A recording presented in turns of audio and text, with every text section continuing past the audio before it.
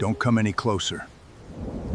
The boy's sneaker caught the old dog square in the ribs, and the sound it made was the kind of sound that stays with a man long after the moment has passed. A hollow, wet thud, followed by a yelp that cracked in the middle like something breaking.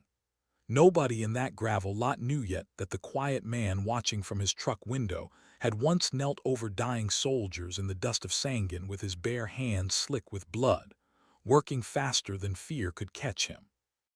Nobody knew that in about 4 minutes, the boy who threw that kick was going to learn exactly what it meant to underestimate a man who had spent a career being underestimated on purpose. Daniel Merck had been sitting in the cab of his 2003 Silverado for 11 minutes, parked at an angle behind the dumpster corral of the fuel stop off Route 9, chewing on a gas station biscuit that had gone cold 20 minutes ago because his hands did not want to move fast anymore in the mornings. His left hip ached the way it always ached before rain, a deep grinding ache down in the joint where 3 pieces of a Soviet-era pressure plate had been dug out of him in a field hospital outside Kandahar 13 years earlier. The surgeons had gotten most of it, not all of it. He still set off metal detectors at the courthouse, and he still woke up some nights convinced he could feel a sliver of shrapnel working its way toward his femoral artery, even though the doctors had told him 3 times that wasn't how any of this worked.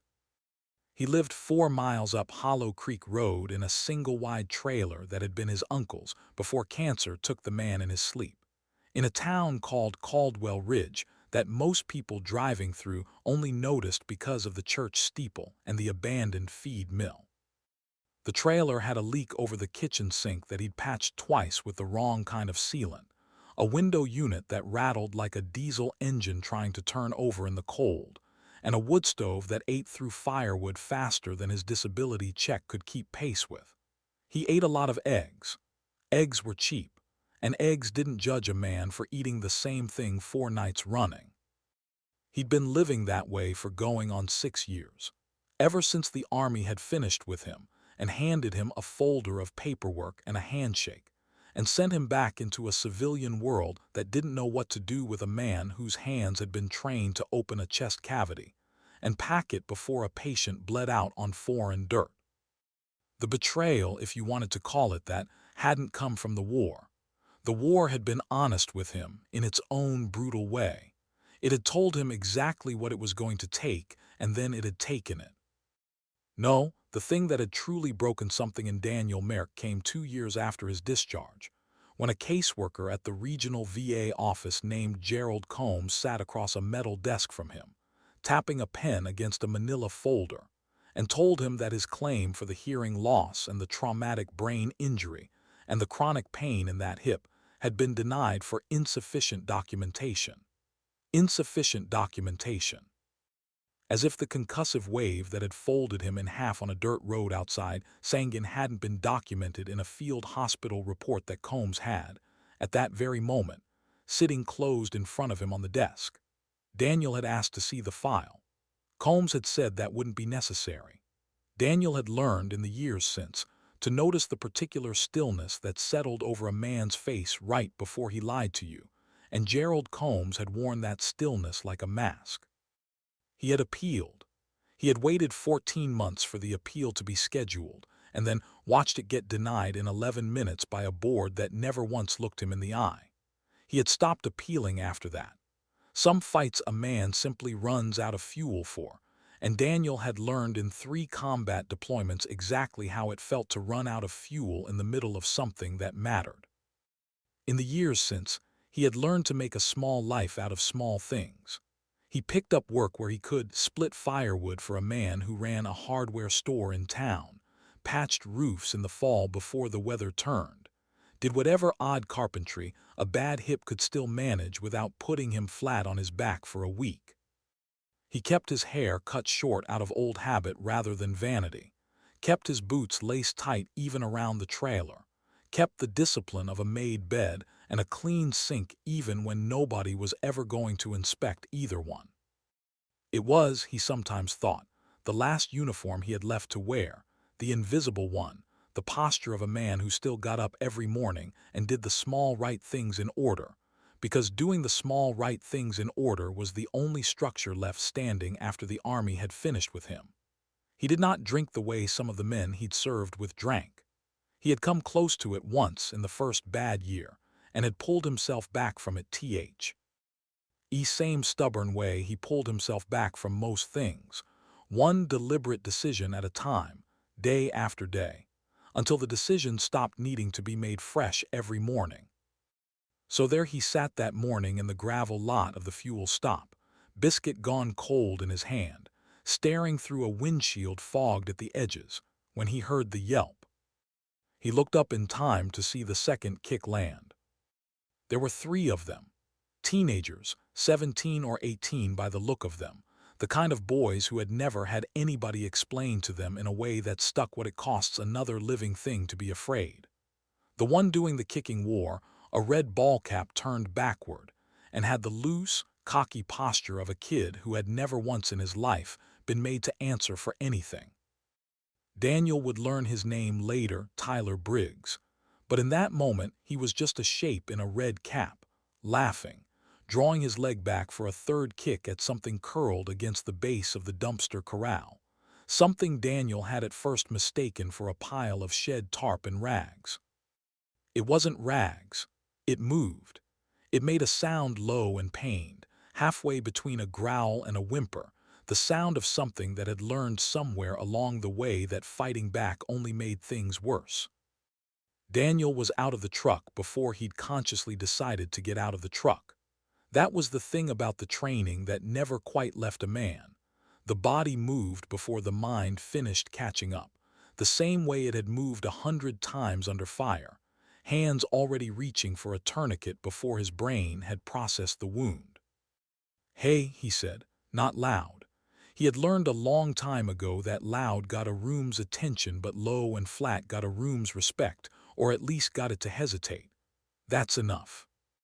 The boy in the red cap turned, grinning at first, because he was 17 and had never been told no by anyone whose no actually meant something.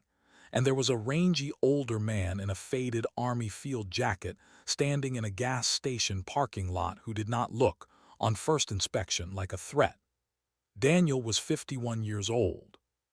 He had gone gray early, at the temples first and then everywhere, and the limp he carried from the hip made him look, to an untrained eye, like exactly the kind of soft, tired, aging nobody that teenage boys had learned they could push around without consequence. "Mind your business, old man," the boy said, and one of his friends laughed, a short, ugly bark of a laugh, the kind boys make when they're checking to see if it's safe to keep going. Daniel didn't raise his voice. He didn't clench a fist. He simply took 2 steps closer, close enough that the boy had to actually look up at him, close enough that the boy's grin faltered just slightly at the way Daniel's eyes had gone still and flat, and entirely without the kind of fear the boy had expected to see there. "I'm going to say this once," Daniel said. "Walk away, or don't. But if that boot comes up one more time, we're going to have a different conversation, and you will not enjoy it." There was a long beat where the boy in the red cap tried to decide whether the old man in front of him was bluffing. Something in Daniel's stillness told him he wasn't.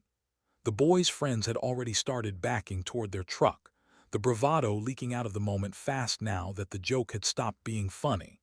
And after another second the boy in the red cap spat once into the gravel, a last, useless gesture of a kid trying to save face, and followed them. The truck peeled out of the lot with a spray of gravel and a blast of country music that faded down the county road. And then it was just Daniel and the dumpster corral, and the thing curled against the concrete base, shaking. He crouched down slow, the way he'd learned to move around anything wounded and frightened, human or animal, because fast movement reads as threat to a nervous system that's already been pushed past its limit. The dog, and it was a dog, he could see that now, though barely, was an old German shepherd mix, gray-muzzled, with one eye clouded over milky white from what looked like an old untreated injury, and the other eye watching him with the wary, calculating stillness of something that had survived by never fully trusting anyone again.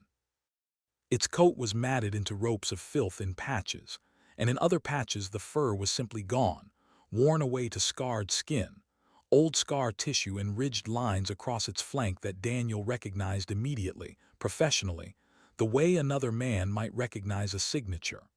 Those weren't scars from fighting other dogs. Those were surgical scars, old ones, the kind left by a blade that had gone in with purpose rather than by accident. "Well," Daniel said quietly, not moving any closer yet, letting the dog get used to the sound of his voice. "You've had a hell of a life, haven't you?" The dog's ribs heaved. It didn't growl at him. It didn't try to run either, which told Daniel something. Important, this animal had either given up on running a long time ago, or it had been trained once to hold position no matter what. He'd seen that stillness before in men. He recognized it now, in a half-starved dog behind a gas station dumpster on a gray Tuesday morning in Caldwell Ridge. He didn't have a leash. He didn't have a car crate. He had half a cold biscuit and a flannel shirt he peeled off his own back, and he used the shirt to gently, slowly, wrap around the dog's shoulders, murmuring the whole time in the low, even voice he hadn't used since the last time he'd talked a frightened 18-year-old private through a chest wound in the back of a Black Hawk, telling him he was fine. He was fine. "Stay with me, you're fine." The dog let him. That was the part that surprised Daniel more than anything else that morning. Not the bullies, not the old scars, not even the cloudy eye. It was the way the dog, after everything that had clearly been done to it, after every reason it had been given to believe that human hands only ever brought pain, went still and let itself be wrapped in a stranger's shirt and lifted, gently, into the bed of a rusted Silverado. Daniel drove the 4 miles home with one hand on the wheel and the other resting on the dog's shaking flank through the rear window, checking on it every quarter mile the way he used to check a casualty's pulse on a medevac flight, counting under his breath without meaning to. He did not, in that moment, plan on keeping it. He told himself, driving up Hollow Creek Road with the gravel popping under his tires, that he was just going to get some food into the animal, maybe find out if it had an owner somewhere, maybe drop it at the county shelter 30 miles off if nobody claimed it. He told himself a lot of things on that drive that turned out not to be true. Daniel had been alone in that trailer for 6 years. He had learned to like it that way, or at least he had told himself he liked it, the quiet of it, the predictability. Nobody woke him at 3 in the morning asking why he was standing at the window with his hand on the frame like he expected an attack. Nobody watched him flinch at a truck backfiring on the county road and pretend not to notice, or worse, notice, and ask him about it with that careful, managed concern people used when they'd read a pamphlet about veterans once and thought that made them qualified. The silence of the trailer had become its own kind of medicine, bitter and necessary, the way certain drugs are. He carried the dog inside wrapped in the flannel shirt and set it down on a folded moving blanket near the wood stove. And the dog lay there without moving for the better part of an hour, watching him with that one good eye while he heated water and mixed a slurry of rice and scrambled egg because he didn't have proper dog food and didn't know yet if the animal's stomach could handle much else. He noticed, working over the small camp stove he kept for when the propane ran low, that his hands had gone steady in a way they hadn't been steady in some time. There was something about having a task, a patient, even if the patient had 4 legs and 1 cloudy eye, that organized something in him that had been sitting disorganized for years. "You got a name somewhere in that head of yours?" he asked, setting the bowl down at a careful distance, not close enough to spook, close enough to invite. "Don't imagine you're going to tell me." The dog didn't move for a long moment. Then, slow like it cost something, it dragged itself an inch closer on its belly, ears half flattened, and ate. Daniel sat back on his heels and watched it eat and felt something crack open in his chest that he did not have a name for yet either. He didn't get a name for it that first night, or the second.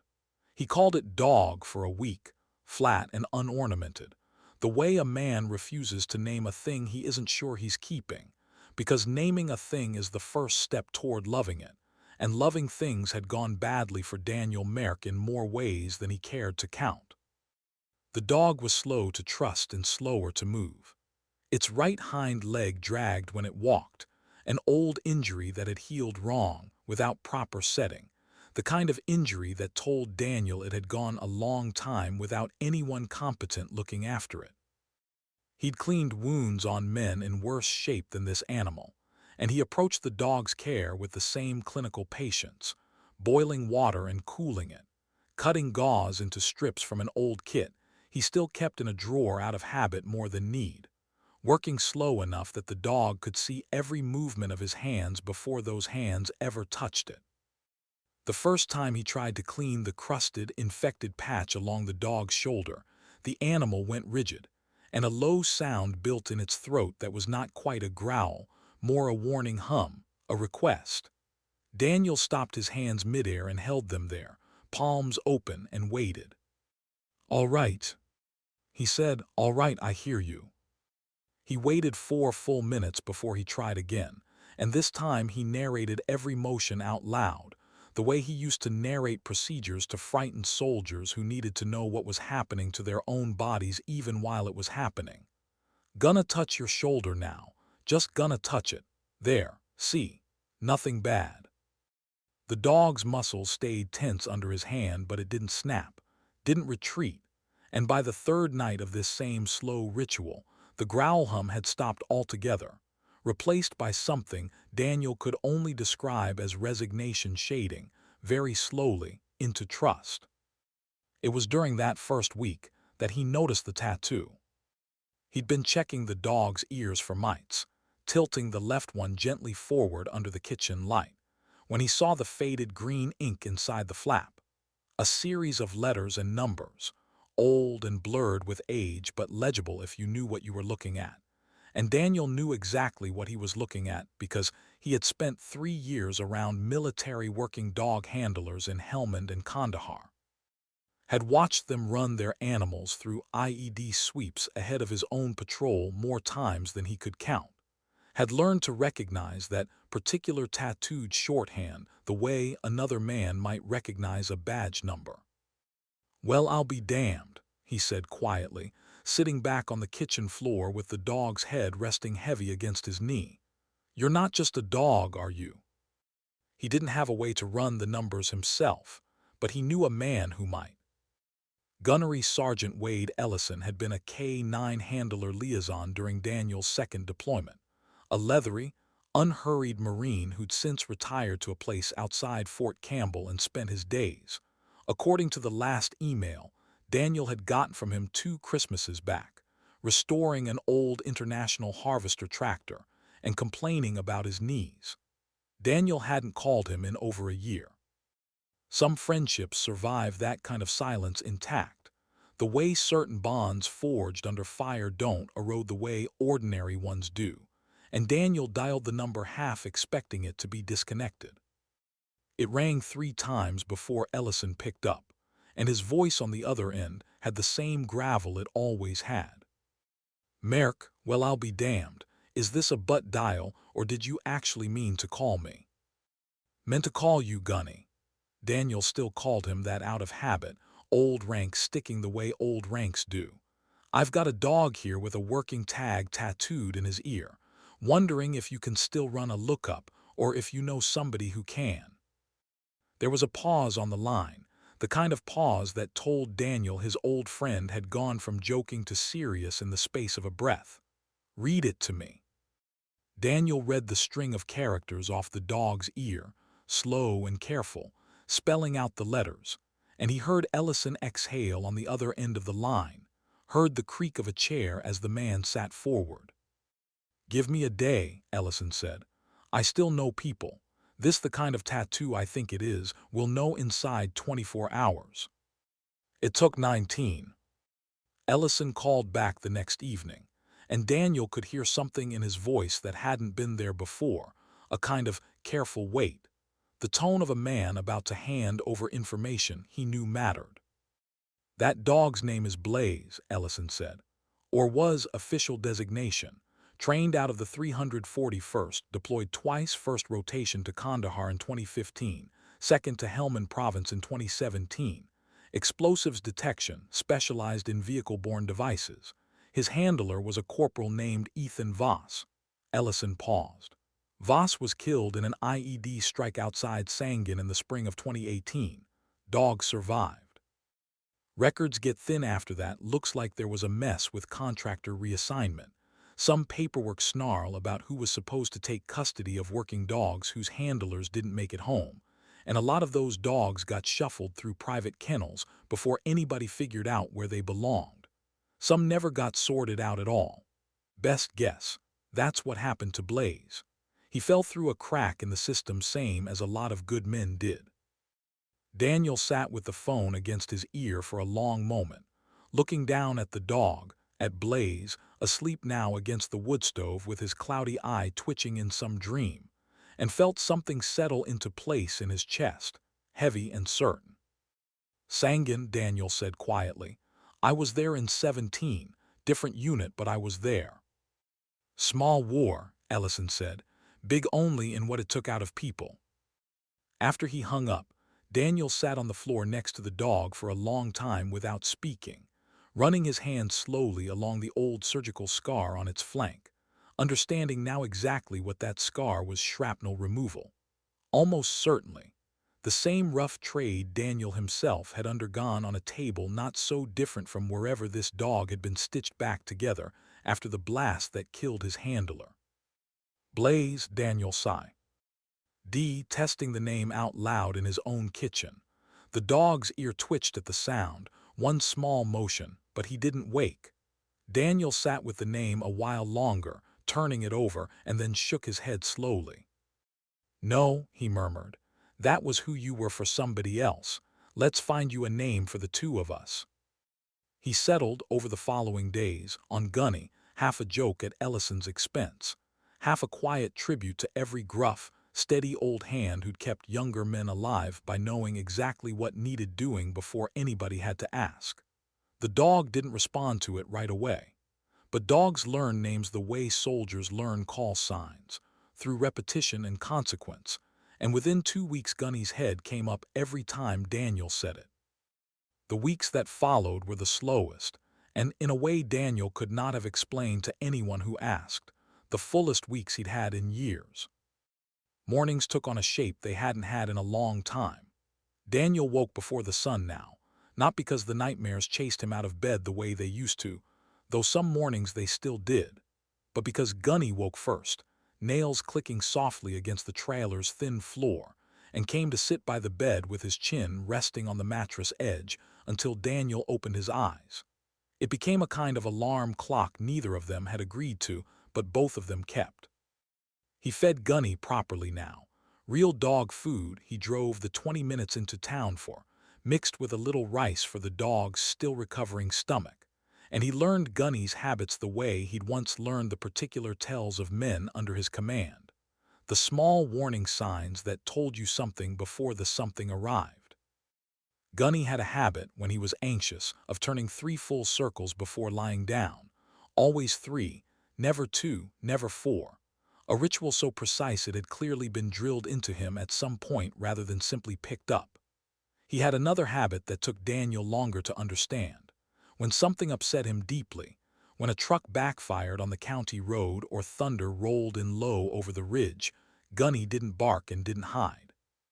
He went instead and pressed his full weight, all 70-some pounds of him, against Daniel's leg, leaning hard, steady pressure. The way Daniel had read once that some service dogs were trained to do for handlers with PTSD, deep pressure therapy, grounding a person back into their body through weight and contact. The first time it happened, a low rumble of summer thunder rolling down off the ridge in the middle of the night, Daniel had been sitting bolt upright on the edge of his bed already, heart going hard, hands flat on his knees the way his old counselor at the vet center had taught him to ground himself. 5 things you can see, 4 things you can touch, and Gunny had come across the dark trailer floor without being called and leaned his whole body against Daniel's shin, solid and warm and entirely, deliberately present. "You trained for this too, huh?" Daniel had said into the dark, voice rough. "Somebody taught you to do this for somebody else, before me." Gunny had only leaned harder. Daniel began to understand, in the slow accumulation of small evenings, that the dog was not simply keeping him company. The dog was working. It had been trained once to detect the invisible, buried threats, hidden explosives, the things a human eye walked past without ever seeing, and some deep, uneroded part of that training had reoriented itself, without anyone teaching it to, toward detecting the invisible threat inside the man it now lived with. Gunny watched him the way he must once have watched a road for the telltale disturbance of packed earth. He noticed the mornings Daniel's hands shook before coffee. He noticed the particular stillness that came over Daniel some nights around 2 a.m., the hour the ambush outside Sangin had happened, though of course Daniel had never told him that, had never told anyone the exact hour, and yet Gunny's ears would come up at that hour more nights than chance could explain. There was a night in the fourth week, deep summer heat pressing against the trailer's thin walls, when Daniel woke from the dream, the one where the private's chest wound wouldn't stop bleeding no matter how fast his hands worked, the one that had visited him on and off for 13 years, and found himself sitting on the floor of the trailer with his back against the cabinet, breathing in the ragged 4 count his counselor had taught him, and Gunny already there, already leaning, already present before Daniel had even fully surfaced into waking. "I know," Daniel said, voice cracking. "I know you know." He'd never said the words out loud to another living creature, not to his ex-wife before she left, not to the counselor he'd stopped seeing after 4 sessions because it felt like picking at a wound that would never close clean. But he said them now, quiet, into the dark, one hand buried in the fur at Gunny's end. I couldn't save him, the kid, Private Alvarez. I had my hands inside him and I still couldn't save him. He hadn't meant to say the name. It came out anyway, the way certain names do when a man has carried them long enough in silence. Gunny made a low sound, not quite a whine, and pressed harder, and Daniel sat there on the floor of his trailer at 3 in the morning with his hand in the fur of a dog who had survived his own war and his own losses. And for the first time in longer than he could easily calculate, he cried without trying to stop himself, and nobody was there to see it but the one witness who would never repeat it to anybody. There was dry humor in those weeks too, the kind that crept in sideways once grief had made a little room for it. Gunny, for all his trained discipline, had developed an absolute and unshakable hatred of the trailer's ancient window unit air conditioner, which rattled at a particular pitch he apparently found intolerable, and he would station himself at a precise distance from it, never closer, never farther, and stare at it with an expression of such deep personal offense that Daniel started narrating the dog's grievances out loud for his own entertainment. "I know," he'd say. "I know it's rude. I've spoken to it. It won't listen. It's from the Clinton administration. It doesn't respect either of us." Gunny would huff through his nose at that, an exhale so deliberate it functioned, in Daniel's opinion, as a genuine rebuttal. He taught Gunny, or rather rediscovered with Gunny, a set of hand signals the dog clearly already knew bone deep. A flat palm for stay, 2 fingers pointed low for down, a closed fist held at the hip for the silent alert position, the posture a working dog held when it had found something and needed to tell its handler without giving away their position to anyone else nearby. Daniel hadn't taught him that last one. Gunny had simply done it, unprompted, the first time a stranger's truck idled too long at the end of the gravel drive one afternoon, gone rigid, one paw lifted slightly off the ground, head locked forward, utterly silent. And Daniel had felt the hair rise on his own arms, recognizing the posture from 100 patrols where a dog exactly like this one had frozen exactly like this ahead of him on a dirt road in Helmand Province, and everybody behind that dog had known, without a word being spoken, to stop moving. That afternoon it had only been a delivery driver turning around in the wrong driveway, but Daniel filed the moment away carefully, the way he filed away every piece of information that might someday matter, because 13 years of soldiering had taught him that the animals and the instincts that had kept men alive in war rarely retired quietly. They waited. They stayed sharp under the surface, ready to be called on again the moment the world gave them a reason. He didn't know yet how soon that reason was coming. The season turned slow around them that first summer, the way it does in the hollows of that part of the country, heat pressing thick against the ridge in the afternoons, and then breaking, almost mercifully, into cool blue evenings that smelled of cut grass and wood smoke drifting down from somebody's chimney 3 properties over. Daniel found himself, without quite planning it, rebuilding a kind of structure to his days that he hadn't had since his last enlistment ended. He woke early. He walked the dog, slow, along the tree line at the edge of his property, matching his own pace to Gunny's dragging hind leg rather than the other way around. And somewhere in those quiet mornings, he noticed that his own hip had started to loosen a little with the exercise, the way a joint does when it's finally being used instead of favored. He began talking to the dog the way some men talk to themselves, working through things out loud that he'd never said to another living soul. He told Gunny about Alvarez sometimes, the 18-year-old private, though he never got much further than the boy's name, and the fact that he'd been from a town outside Tucson that Daniel had never once visited but had promised himself, in the field that he would visit someday, to tell the family something true about their son that the official letter wouldn't have said. He never had made that trip. He told Gunny that too, one evening, sitting on the porch steps with a beer he didn't finish, and the dog had simply listened, the way dogs do, without judgment, and without the need to fill silence with something that sounded like comfort but wasn't.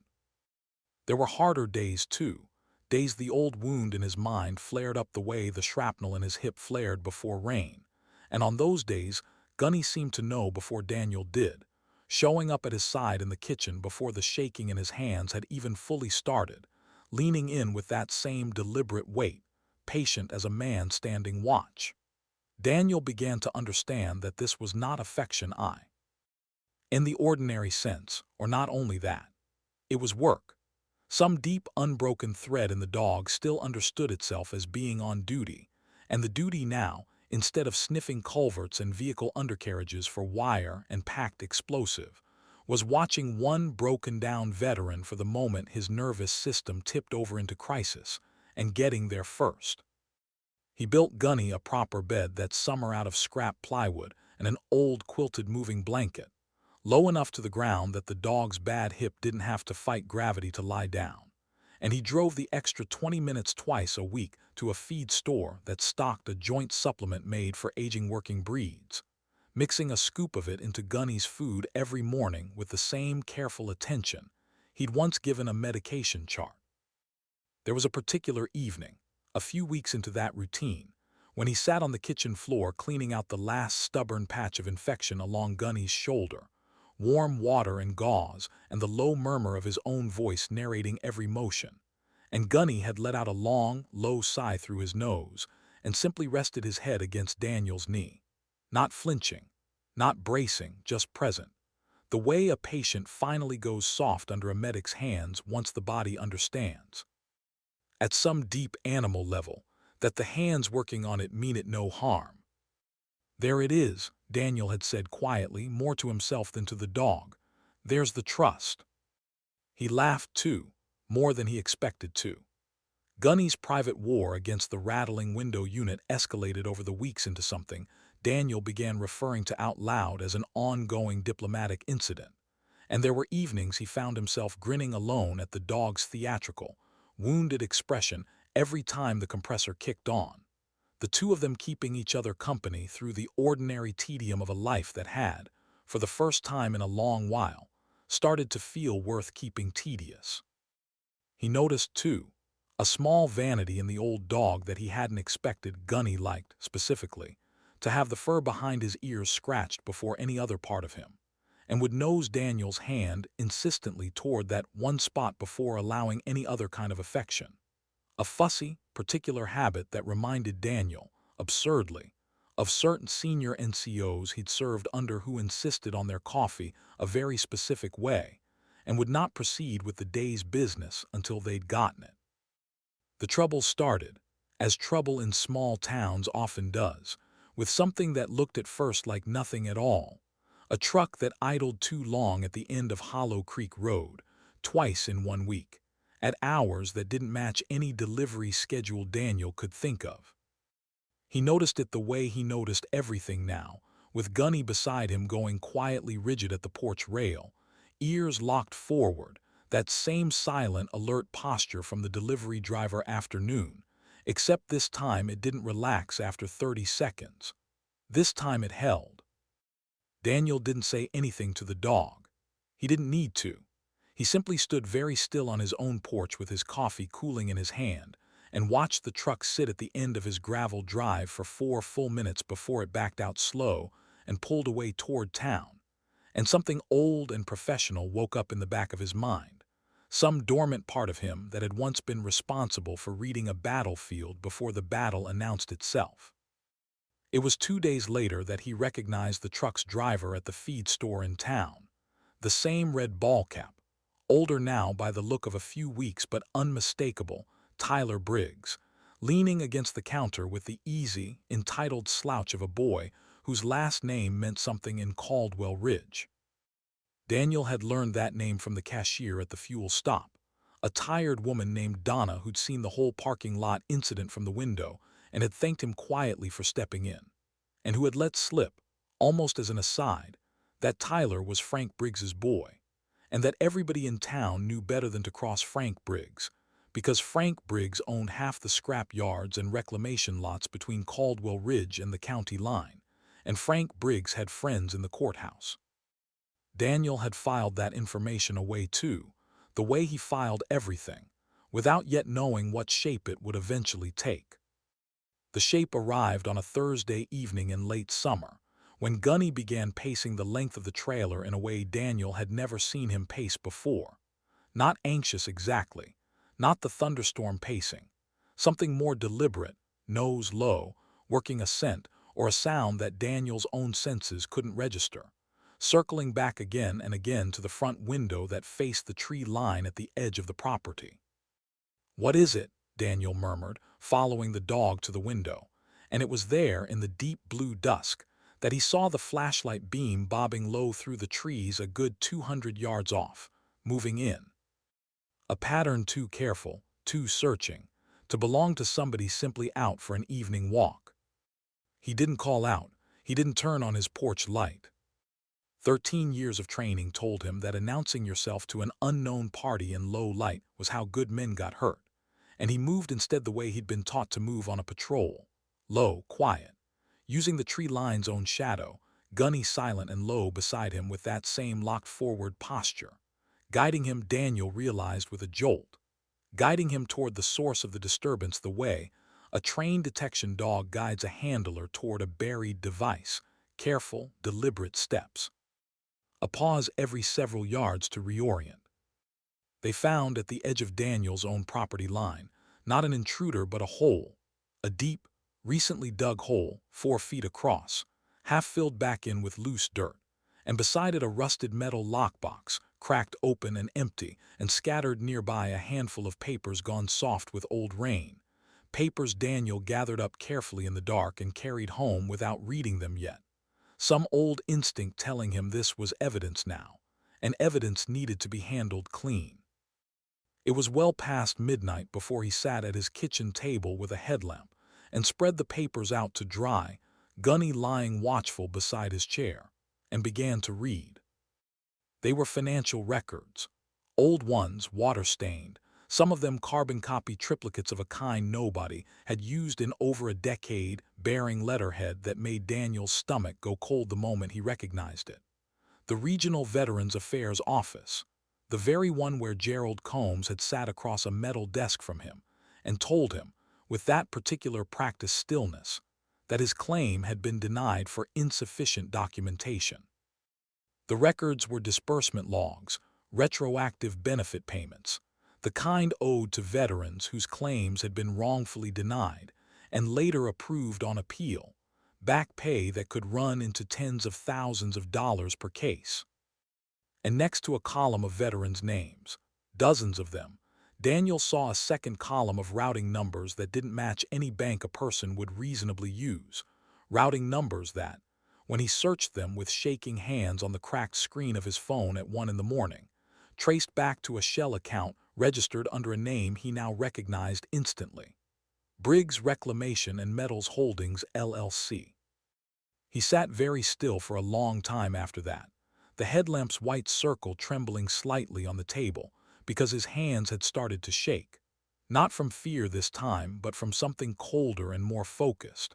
An old feeling he hadn't had since the last time he'd realized, mid-patrol, that the ground under his boots wasn't what it appeared to be.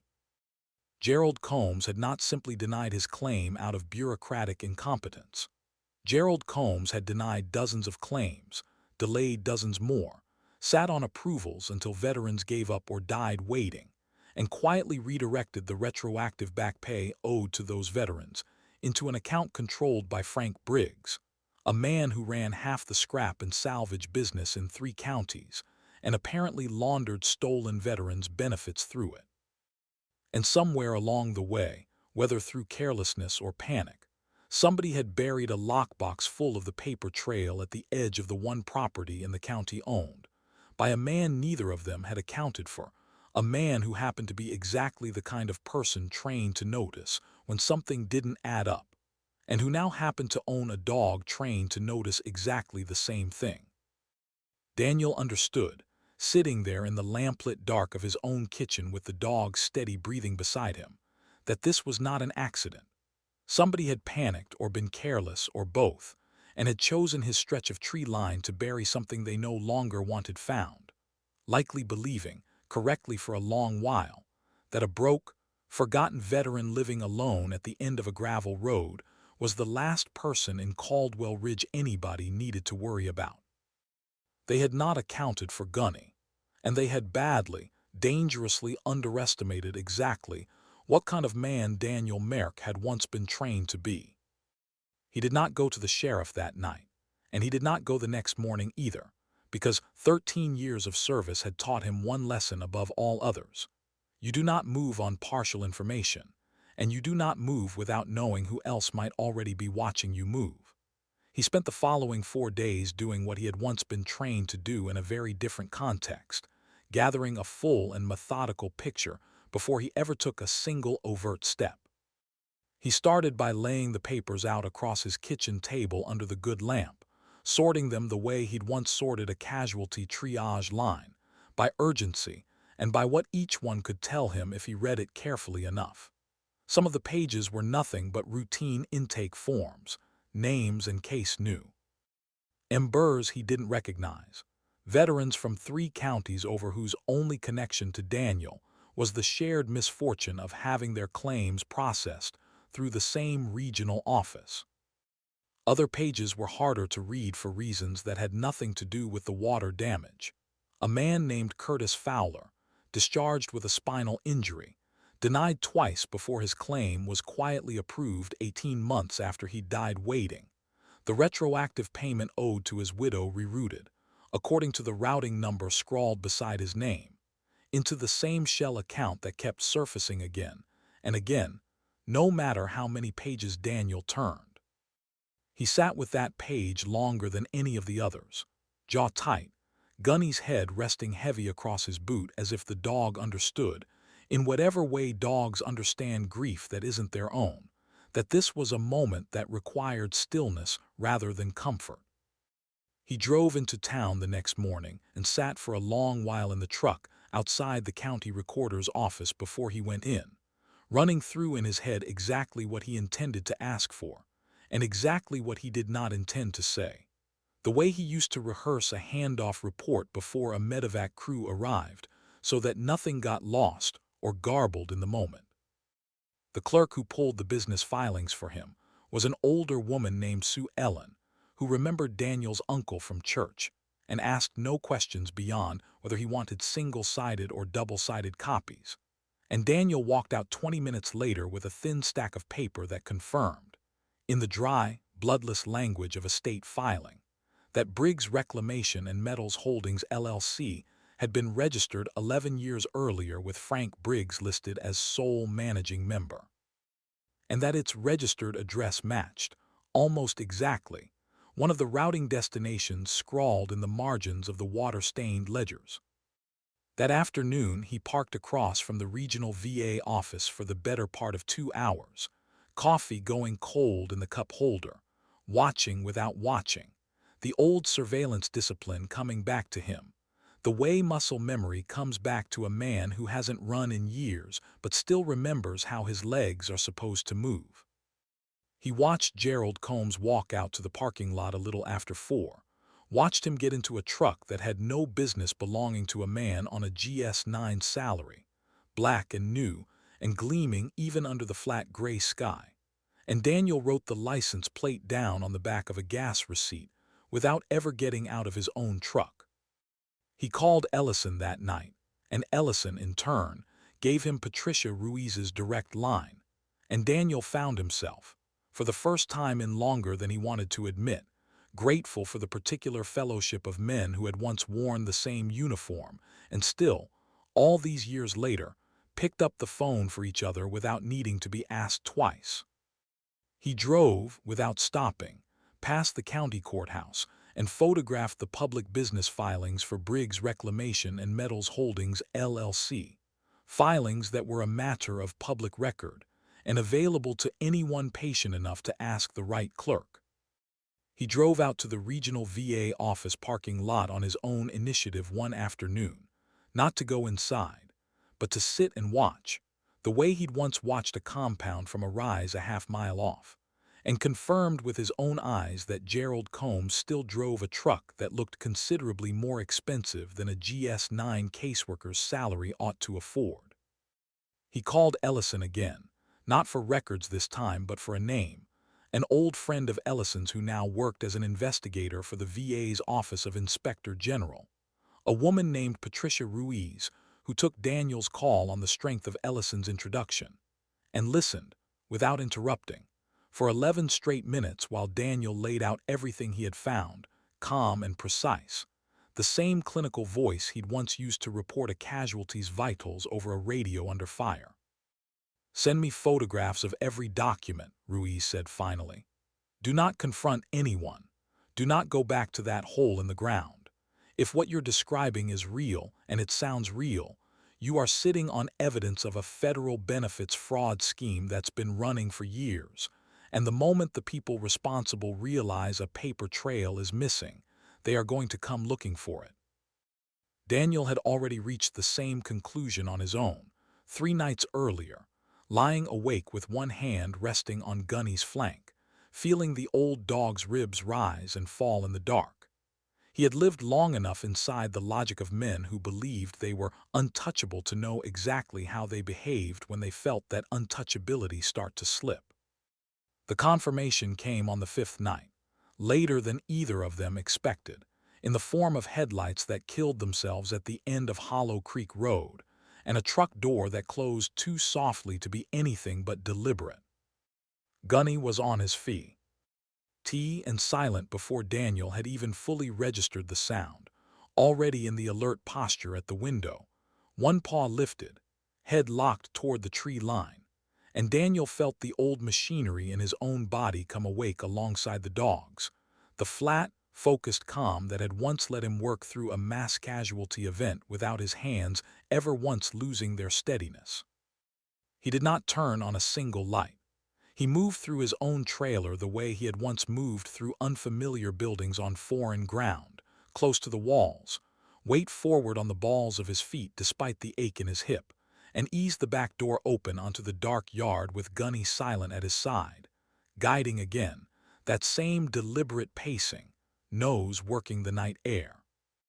The man who came around the side of the trailer was not Tyler Briggs.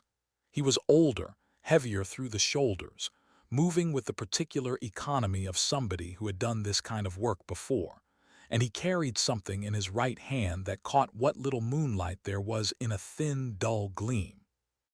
Daniel recognized the shape of it instantly, professionally, the way he recognized everything dangerous.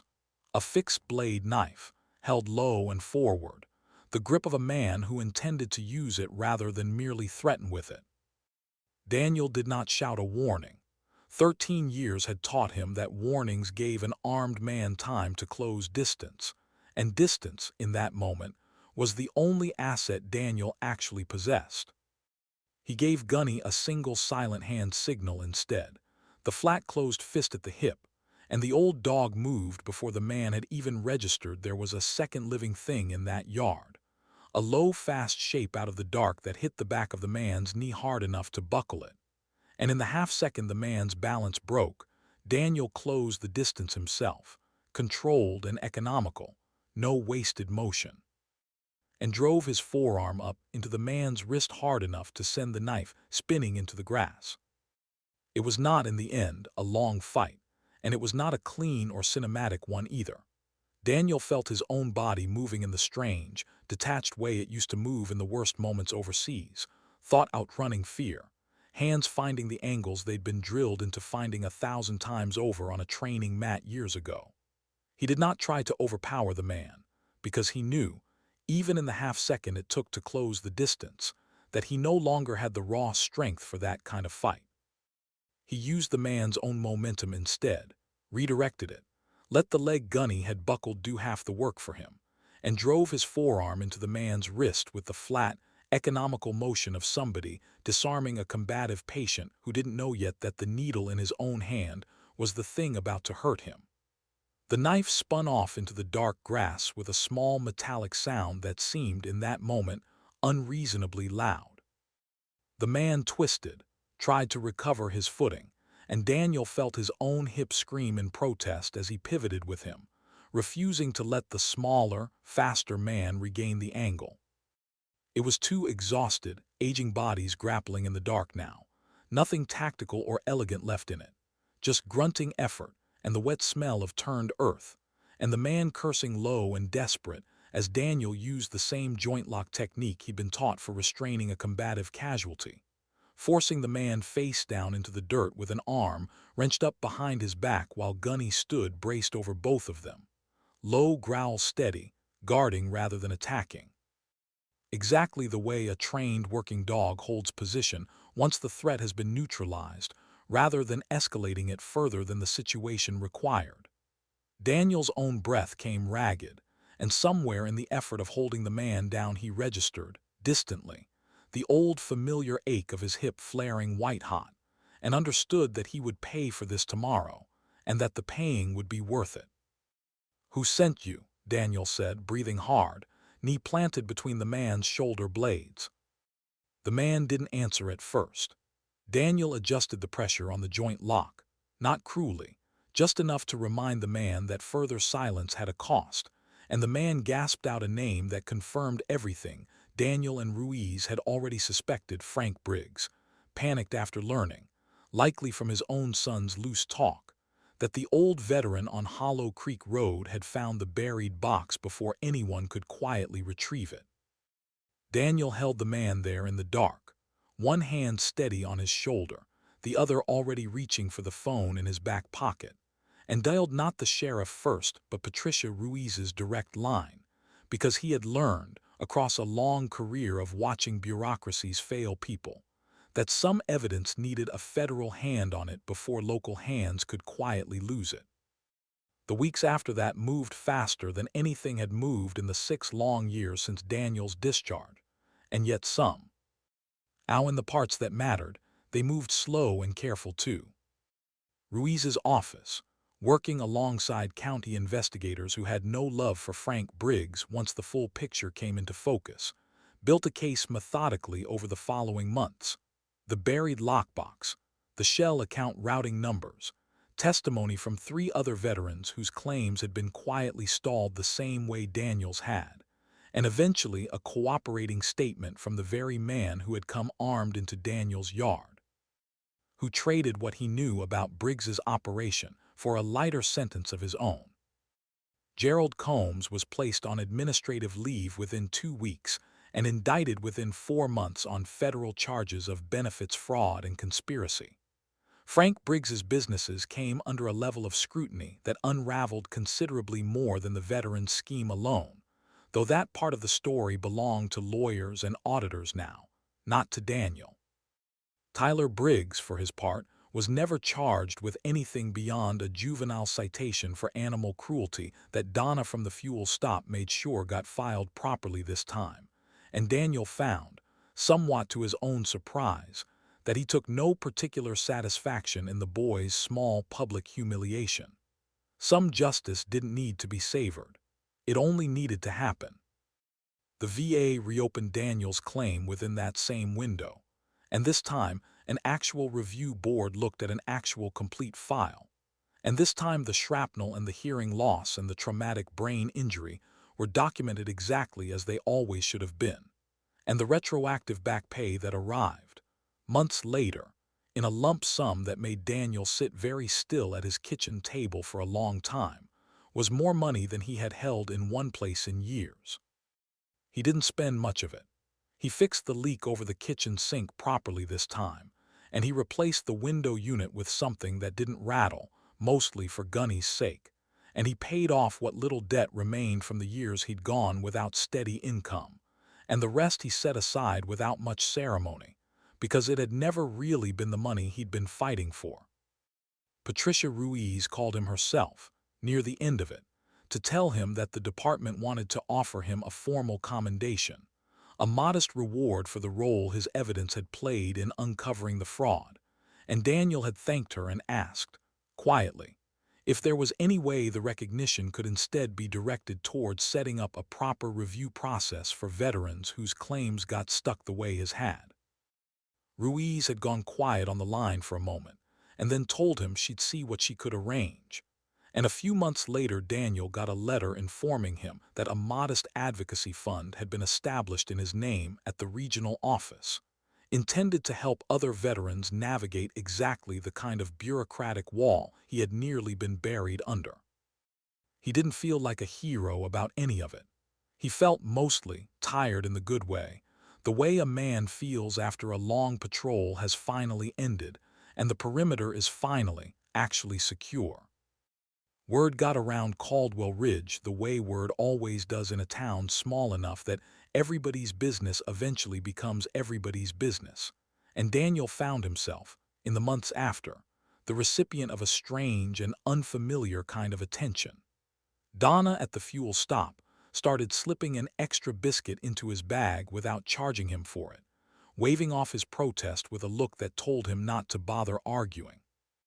A woman he'd never spoken to at church, a widow named Carol Ann whose husband had been Navy years back, stopped him in the parking lot one Sunday to tell him, voice thick, that her own claim had been one of the stalled ones, and that she'd gotten a letter the week before informing her it had finally been approved. She didn't cry, not quite, but she held his hand a beat longer than a handshake required, and Daniel found he didn't mind it the way he might once have minded being touched by a near stranger. He didn't go looking for that kind of recognition, and some part of him remained instinctively wary of it, the old soldier's discomfort with being singled out for doing what he considered simply the correct thing to do. But he let it happen anyway, in small doses, because he was starting to understand something he hadn't let himself understand in the 6 hard years since his discharge. That being seen, in the right measure, by the right people, wasn't the same thing as being pitied, and that there was a version of belonging to a town that didn't require him to pretend he'd come home from that war hole. It was late autumn by the time the last of it settled. The ridge above Hollow Creek road gone gold and rust with turning leaves, and Daniel sat on the porch steps of his trailer one evening with a mug of coffee going cold in his hands, watching Gunny move slower now through the yard than he had even a few months earlier, the old dog's age catchin'. Gee up with him in the unhurried way age catches up with anything that has already survived more than its fair share. Gunny came and settled against Daniel's leg the way he always did. No thunder this time, no truck backfiring, just the simple end-of-day habit two creatures build together when they've decided, without ever quite saying it out loud, that they belong to each other now. "You did good work today," Daniel said, the same low voice he'd used that first morning behind the fuel stop, and Gunny's tail thumped once against the porch board, slow and heavy and entirely content. Daniel looked out at the ridge going dark gold in the last of the light, at the trailer behind him that no longer leaked, at the dog beside him who had once been trained to find the things men tried to hide, and understood, in the quiet way, a man understands things only after he has finally stopped needing to prove anything to anybody, that he had not been rescued that morning behind the dumpster corral so much as he had been found. And in the finding, in the slow, unhurried months since, something in both of them, man and dog, buried soldier and buried veteran alike, had finally been allowed to come home. He reached down and rested his hand in the fur at Gunny's neck, and the old dog leaned into it, and the two of them sat there together as the light went out of the sky over Caldwell Ridge, needing, for the first time in a long while, absolutely nothing else. If this story moved you even a little, take a second to like this video and subscribe so you don't miss the next one. These stories take a lot of heart to put together, and it means more than you know when they find the people who need them. Drop a comment and tell us what part stayed with you, whether it was Gunny's silent alert, Daniel's quiet grief, or the justice that finally caught up with the people who thought nobody was watching. And if you know somebody who loves a good dog story, or somebody who served, or somebody who just needs a reminder that broken things can still be found and made whole again, go ahead and share this one with them. Thank you for spending this time with Daniel and Gunny. We'll see you in the next one.